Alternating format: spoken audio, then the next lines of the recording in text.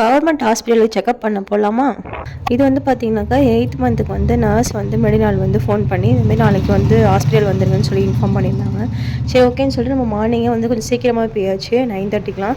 நம்ம முன்னாடி டோக்கன் வாங்கிட்டா நம்ம வந்து ஃபஸ்ட்டே பார்த்துட்டு வந்துடலாம்னு சொல்லிட்டு நம்ம சீக்கிரம் போனோம்.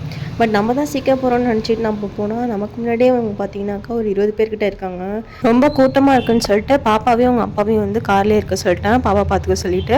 நான் மட்டும் ஹாஸ்பிட்டல் போயிட்டு வந்துட்டு இருந்தேன். அன்றைக்கி வந்து பார்த்தீங்கன்னா பிளட் டெஸ்ட் எல்லாமே அவங்களுக்கு வந்து எடுத்திருந்தாங்க. நான் 8th மந்த் வந்து கவர்மெண்ட் ஹாஸ்பிட்டலில் பார்த்தீங்கன்னா ஈவன் மந்த் படி வந்து நமக்கு வந்து செக்அப் பண்ணுவாங்க. அதாவது பிளட் டெஸ்ட் அது மாதிரி எடுப்பாங்க.